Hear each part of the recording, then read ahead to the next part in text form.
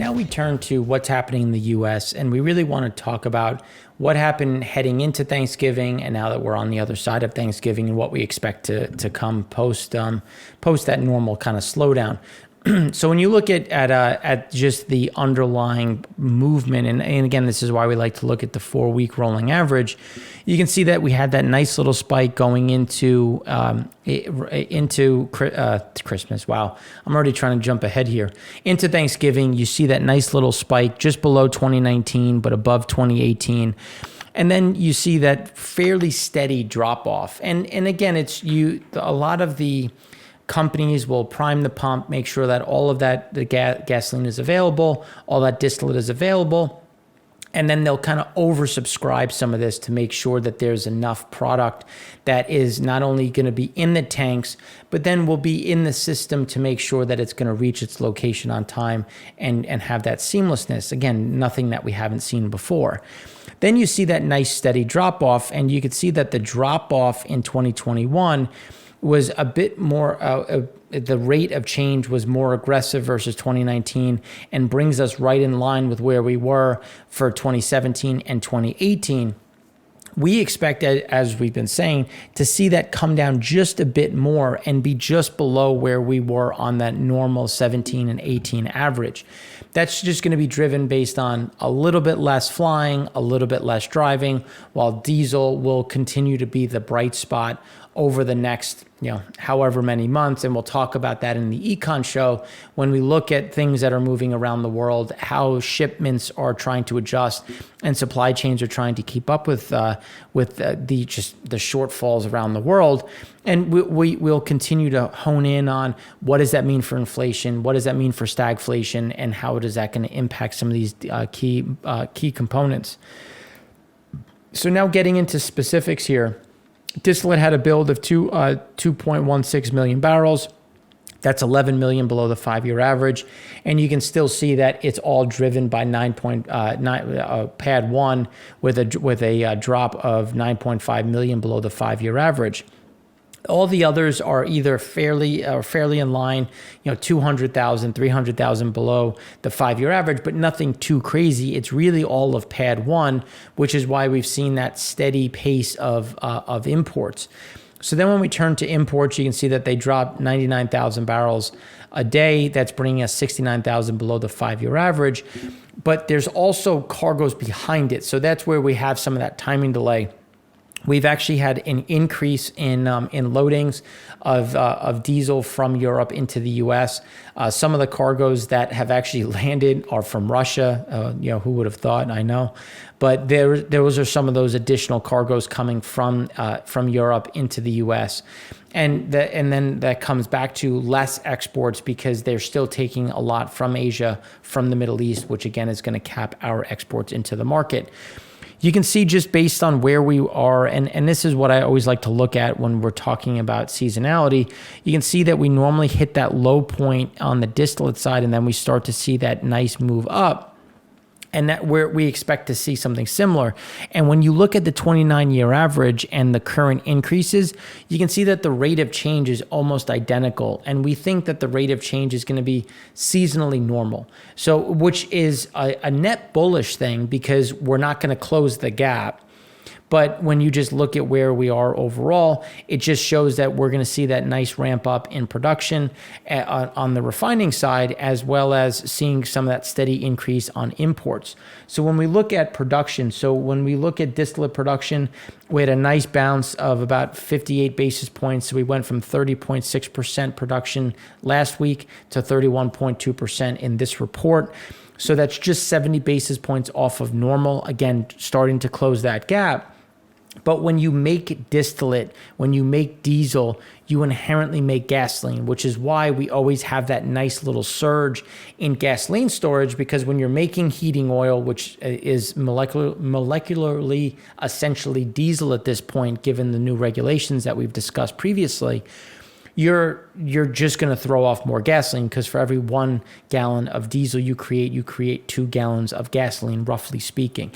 So that's when we look at production. Production had a big increase in on the gasoline side of about 58 basis points, bringing us 3.2% above the 5-year average. Again, this is some of those management that they're trying to do, which is why we expect the barrel slate to get a little bit heavier, to be a bit more weighted on the disty side, and to try to minimize some of that gasoline. Remember that 1-to-2 ratio is an estimate. You can try to get it to 1 to 1.8, and again, trying to bring that down a bit just to minimize some of that gasoline production.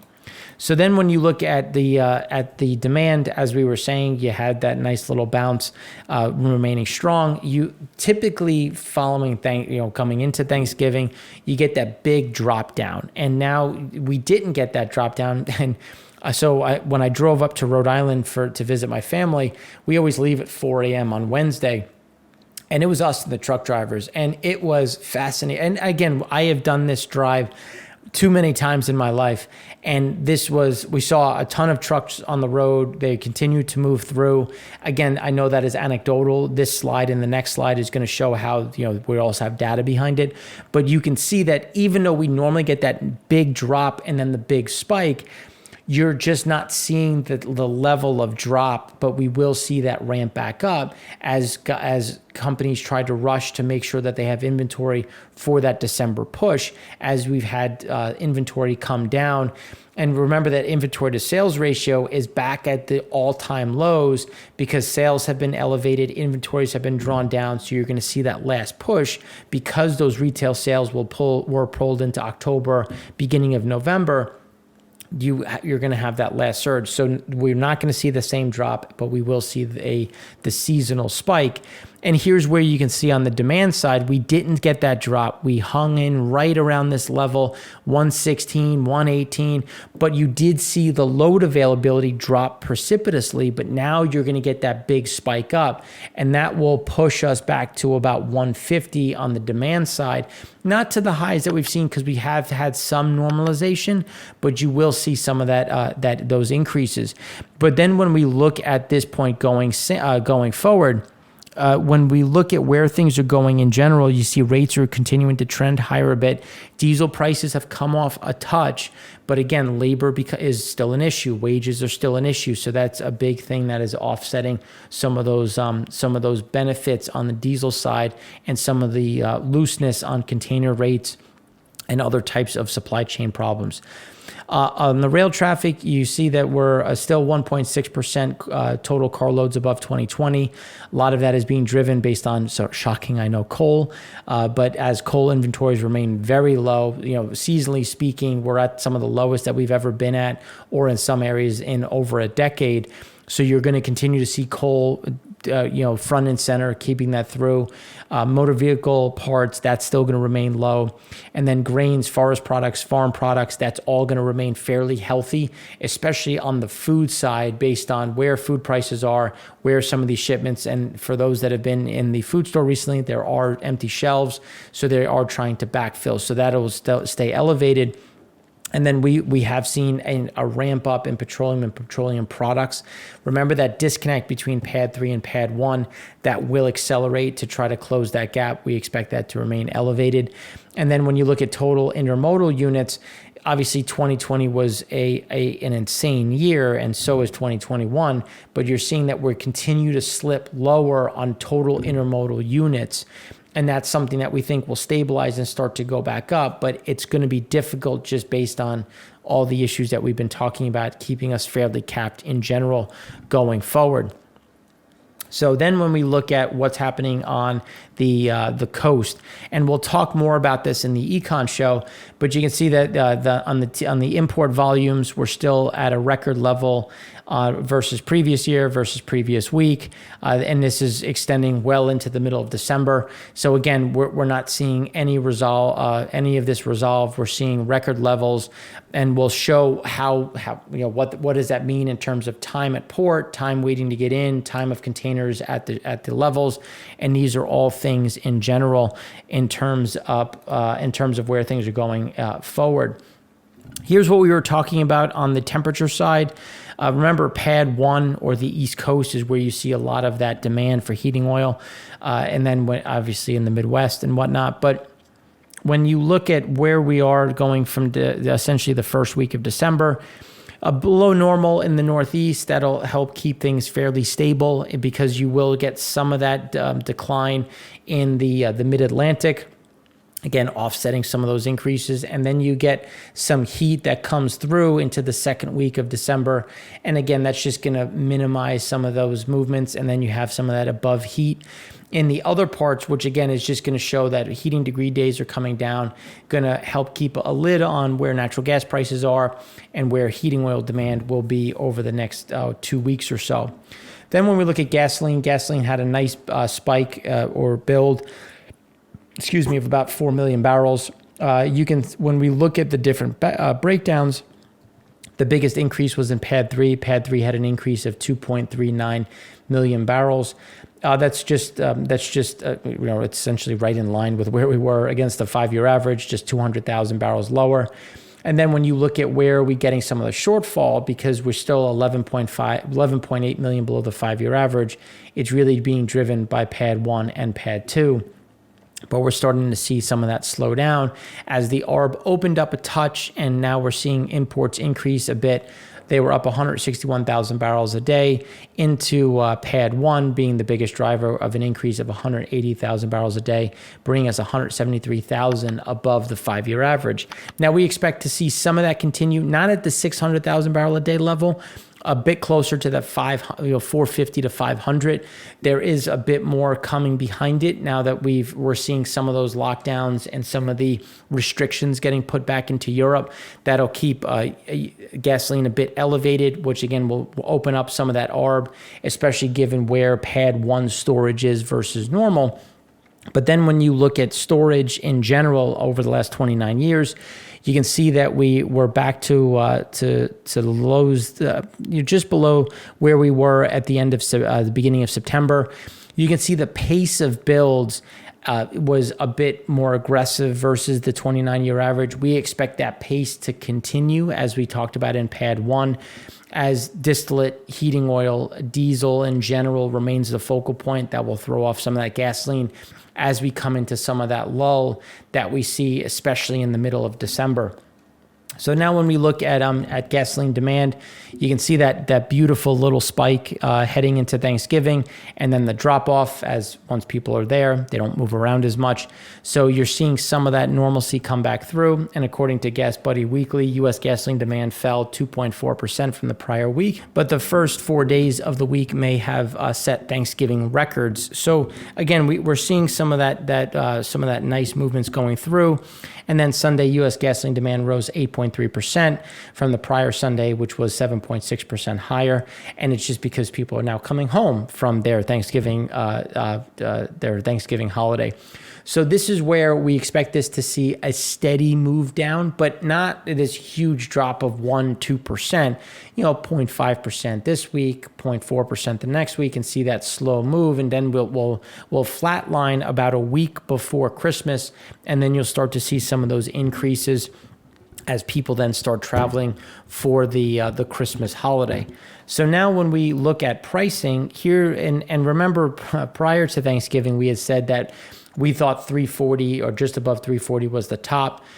We've seen gasoline come down about a penny. We're now at $3.38 even. It came down about a penny and a half.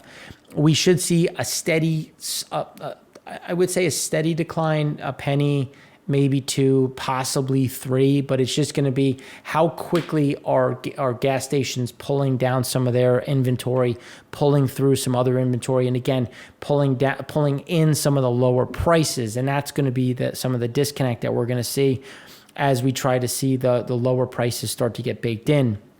Now on the diesel side, there was a decline of half a penny. So we're still at about $3.72 even.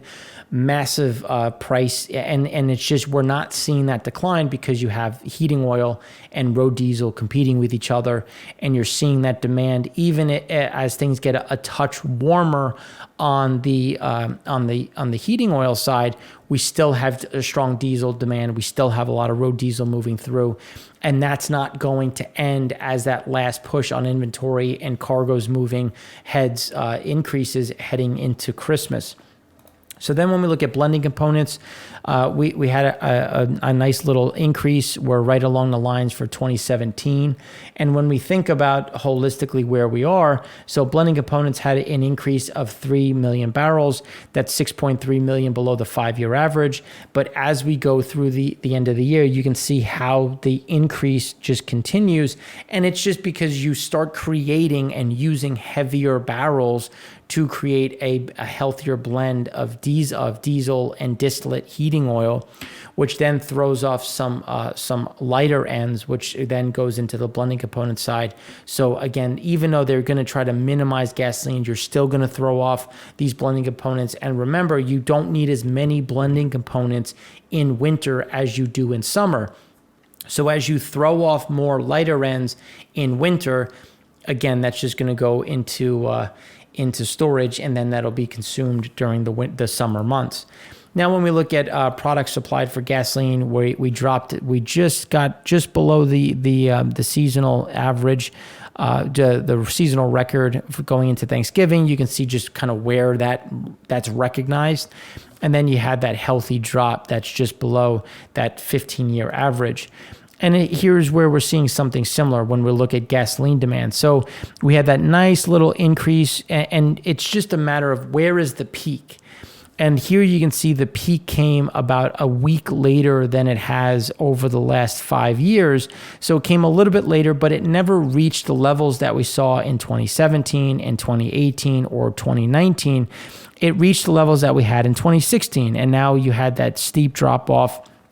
But it's just a matter of where is the drop off. And because the spike was a little bit later, the drop off was also a little bit later. So even though speaking wise, it's seasonally adjusted and a new low, if we were just shift that back a touch, it would be right in line with where we were in 2017.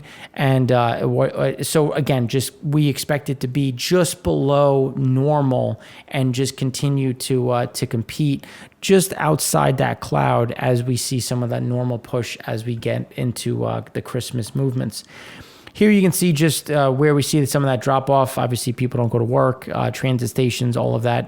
It's nothing surprising here. It's just going to be a question of how quickly do we ratchet back up. And if people are concerned about variants, especially going into Christmas, do we see a little bit less activity coming into December?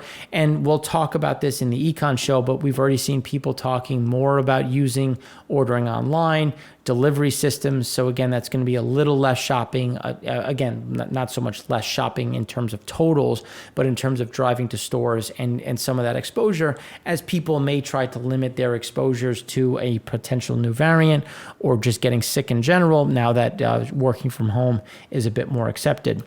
Then when you look at Apple trends, you can see that we're seeing that I would say much closer to a seasonal normal drop-off. Nothing too crazy overall. You can see Germany's had the biggest decline. Germany, Italy, UK, we expect that to come closer to the baseline as the variant continues, as the US remains a bit elevated, but again, will also trend lower going into the middle of December. Then when you look at propane had a draw of 950,000 barrels. That's 11.7 million below the 5-year average, with all of that being driven by PADD 3. So when you look at the numbers here, you can see that we're trending much closer to where we were in 2017.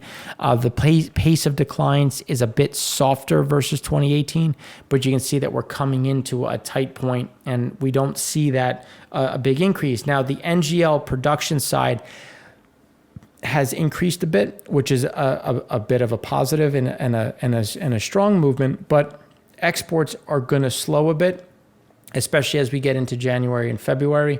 And that's really because when you look at January and February, the issues with the Panama Canal continue to be a problem that's shifting some of that purchasing away from the U.S. in a bit more from the Middle East. When you think about Asia, So that'll mitigate, but again, you're still seeing a nice drawdown because it's still being used in the U.S.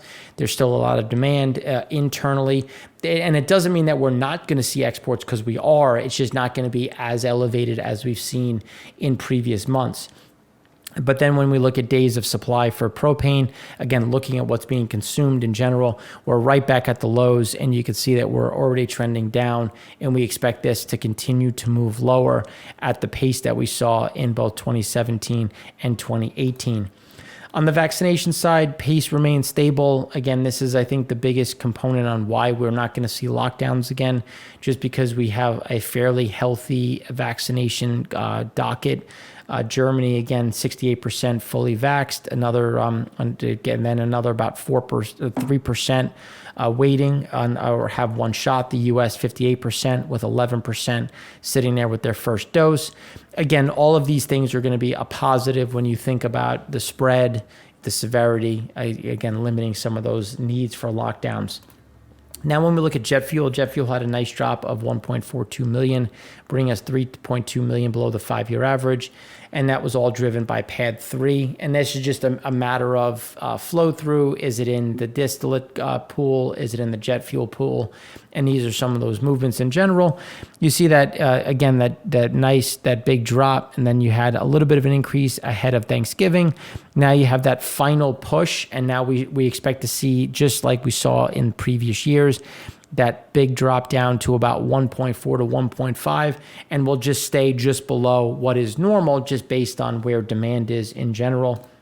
When we look at flight departures, things in Europe have turned down pretty handedly, and that's not surprising given some of the spread and concern. When we look at Asia Pacific, it's bouncing a bit, but still remaining a bit cautious, as North America remains fairly flat. The number of departures per day increased by just under 0.3%. And when you can see that's fairly stable in terms of what is normal, departures in China and India led growth, while the U.S. led declines following Thanksgiving, and that'll continue and then it'll increase again going into December, into Christmas.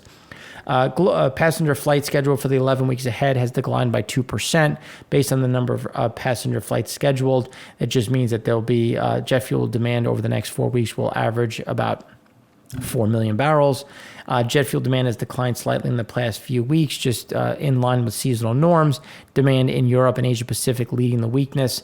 Departures in the Eurocontrol area fell by 2.7% week on week, which again is going to continue just based on some of the concerns with the variant, but not a huge drop, just a little bit more, just a touch more than seasonal norms, and then you'll see that kind of flatten out, and you'll see just some of that essentially quiet nature heading into Q1, where we're already projecting a lot less activity.